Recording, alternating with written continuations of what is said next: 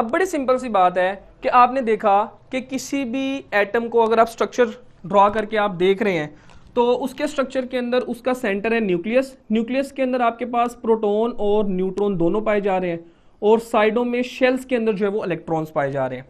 अब बड़ी सिंपल सी बात है, यहाँ पे प्रोटॉन, न्यूट्रॉन और इलेक्ट्रॉन के अगर आप मैसेज को देखें ना तो प्रोटॉन का मैस आप लोगों के पास होता है 1.673 इंटू 10⁻⁻27 किलोग्राम, और अगर आप न्यूट्रॉन का मैस देखें तो 1.675 इंटू 10⁻27 किलोग्राम, और इसके बरक्स इन दोनों का मैस ऑलमोस्ट बराबर है।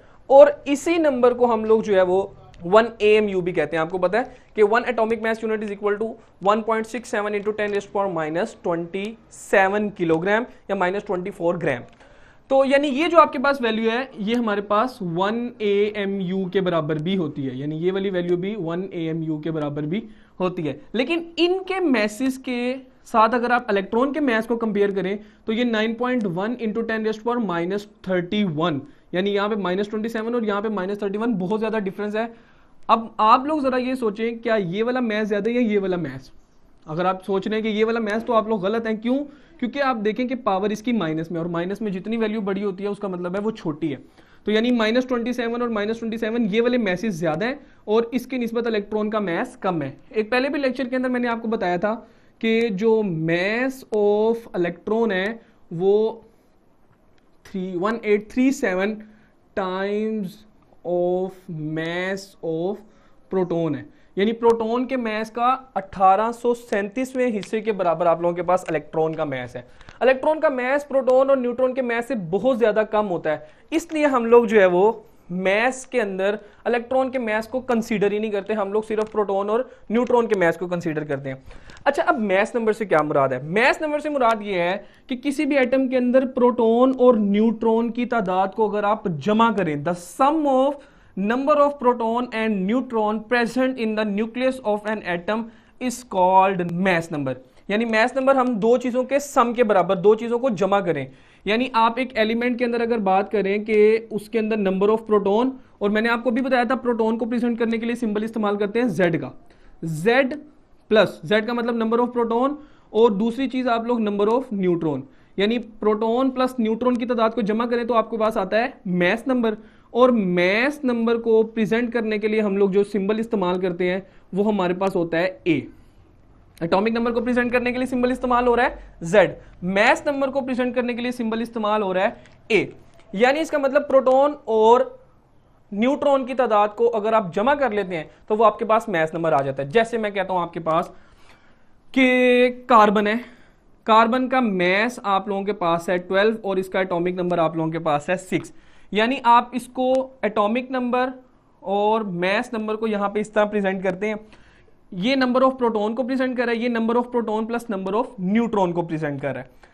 अच्छा, अब जनाब अली एक चीज क्लियर कर लें कि अगर मैं पता करना चाहता हूं, मुझे मेरे पास किसी एलिमेंट का मैस नंबर भी है, मेरे पास किसी एलिमेंट का एटॉमिक नंबर भी है, तो मैं पता करना चाहता हूं उसके अंदर न्यूट्रॉन कितने, तो मैं पता करवा सकता हूं। जैसे मैं कहता हूं कार्बन के पास, आप कार्बन की एग्जांपल लेके चलें, कार्बन का मैस नंबर है 12, ये आपके पास फार्मूला बन गया, mass number is equal to Z का मतलब एटॉमिक नंबर प्लस N, यानी एटॉमिक नंबर का मतलब number of proton plus number of neutron.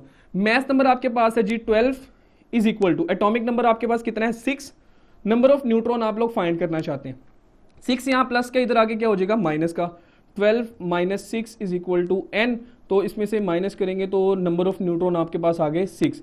यानी इसका मतलब इसके अंदर प्रोटॉन, न्यूट्रॉन और इलेक्ट्रॉन की तादाद क्या है जी बराबर, सारी चीजों की तादाद ही बराबर है। तो ये आप लोगों के पास है जी मैस नंबर। अच्छा, एक चीज और क्लियर करते हैं यहाँ पे कि जैसे हमें ये तो पता चल गया कार्बन एटॉमिक नंबर 6 और मैस नंबर 12। अच्छा, एक आपके पास और है कार्बन 6 और 13, क्या आप मुझे ये बताएं कि ये भी कार्बन ही होगा? अब इसके अंदर अगर आप नंबर ऑफ न्यूट्रॉन्स निकालें तो आपके पास फार्मूला है मैस नंबर, मैस नंबर की जगह हम लोग जो है वो क्या लिख सकते हैं, A भी लिख सकते हैं, यानी मैस नंबर को हम लोग A से प्रेजेंट करें तो mass number is equal to number of proton plus number of neutron. तो मैस नंबर आपके पास है 13, atomic number, number of proton आपके पास 6 और ये न्यूट्रॉन 6 इधर आएगा तो ये आपके पास 13 minus 6 is equal to N, तो ये आपके पास आ गया 7, यानी यहाँ पे इसके अंदर नंबर ऑफ न्यूट्रॉन की तादाद कितनी है 7। अच्छा, अब अगर बात की जाए तो ये दोनों कार्बन है, ये भी कार्बन है, ये भी कार्बन है। अच्छा, अब एटम के अंदर एटॉमिक नंबर इसके अंदर भी 6 है और इसके अंदर भी 6 है, इसका मतलब एटम तो दोनों ही कार्बन के हैं, लेकिन फर्क क्या है, इसका मैस नंबर 12 है, इसका मैस नंबर 13 है। इसका मतलब है कि नंबर ऑफ न्यूट्रॉन चेंज है। यहाँ पे आपने नंबर ऑफ न्यूट्रॉन निकाले थे 6 थे और यहाँ पे नंबर ऑफ न्यूट्रॉन निकाले हैं तो 7। इसका मतलब ये है कि एक ही एलिमेंट के मुख्तलिफ एटम्स ऐसे भी हो सकते हैं कि जिनके मैस नंबर्स डिफरेंट है। क्लियर हो गया? यहाँ पे 12 और यहाँ पे 13। मैस नंबर डिफरेंट से क्या मुराद है, उसके अंदर नंबर ऑफ न्यूट्रॉन। यानी इसका मतलब ये है कि एक ही एलिमेंट के ऐसे मुख्तलिफ एटम्स हो सकते हैं कि जिनके अंदर न्यूट्रॉन की तादाद एक दूसरे से डिफरेंट है। जैसे अब प्रोटॉन की तादाद तो दोनों में सेम है और जितने प्रोटॉन होंगे उतने ही इलेक्ट्रॉन्स होंगे। और ये जो प्रॉपर्टी है ना, यानी एक ही एलिमेंट के मुख्तलिफ एटम्स जिनके एटॉमिक नंबर तो सेम है लेकिन मैस नंबर्स डिफरेंट हैं, इनके लिए हम एक स्पेसिफिक टर्म इस्तेमाल करते हैं आइसोटॉप की।